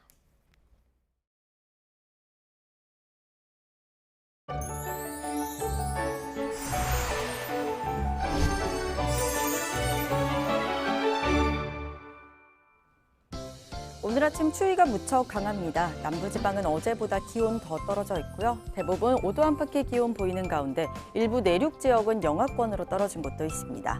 지금 하늘은 대체로 맑은 편입니다. 미세먼지 보통에서 좋음 수준으로 오늘 공기질도 깨끗한데요. 다만 오후부터는 북쪽을 지나는 기압골의 영향을 받으면서 차차 수도권 등 중부지방에 비가 오겠습니다. 비는 내일 새벽까지 이어지겠고요. 한때 전북 북부와 경북 북서 내륙에도 비구름이 지나겠습니다. 양은 5에서 10mm 정도로 많지 않겠지만 수도권과 강원 영서에는 돌풍이 불고 천둥 번개가 치는 곳이 있겠습니다. 오늘 낮 기온은 서울 28도, 광주와 대구 19도로 한낮에도 선선하겠습니다. 북한도 대부분 20도를 밑돌면서 우리나라와 비슷하겠습니다. 내일 새벽 비가 그치고 이번 주 계속 맑은 가운데 가끔 구름만 지나겠습니다. 낮 기온은 대체로 20도를 밑돌겠습니다. 기상정보였습니다. 아침엔 뉴스워치, 오늘 하루 관심을 가지고 지켜봐야 할 기억해야 할 뉴스 끝으로 정리해드립니다. 도널드 트럼프 미국 대통령이 우리 시간 어젯밤 성명을 통해 이슬람 극단주의 무장단체 IS의 지도자 알 바그다디가 사망했다고 밝혔습니다. 알 바그다디는 미국이 2,500만 달러, 300억 원에 가까운 현상금을 걸고 뒤쫓아온 인물입니다. 여러 차례 사망설과 부상설이 떠돌았는데 미군 특수부대에 쫓기다가 시리아 북서부에서 자폭한 것으로 발표됐습니다. 트럼프 대통령은 알 바그다디가 세계에서 가장 무자비하고 폭력적인 테러 조직의 창시자이자 지도자라고 밝혔습니다. 조국 전 법무부 장관 검찰 소환 조사가 이번 주 이뤄질 것으로 전망되고 있습니다. 어제 부인 정경심 교수를 구속 이후 두 번째로 소환한 검찰은 주식 차명 투자 의혹과 관련해 조 전 장관과 연관이 있는지 등을 조사한 것으로 전해졌습니다. 심상정 정의당 대표가 의원 정수 10% 확대를 주장하고 나섰습니다. 현행 300석으로 돼 있는 국회의원 수를 330석까지 늘리는 것이 바람직하다는 겁니다. 나경원 자유한국당 원내대표도 합의했다고 심 대표는 밝혔는데 나경원 대표는 의원 정수 확대에 전혀 동의하지 않을 것이라고 반박했습니다. 국회 교섭단체 대표 연설이 오늘부터 사흘 동안 진행됩니다. 오늘은 이인영 민주당 원내대표가 검찰개혁, 선거개혁 등 공정과 관련한 개혁 과제 등을 말할 예정입니다. 오늘 전해드릴 소식은 여기까지입니다. 이상으로 JTBC 뉴스 아침엔 월요일 순서 모두 마치겠습니다. 건강한 하루 보내시기 바랍니다. 고맙습니다.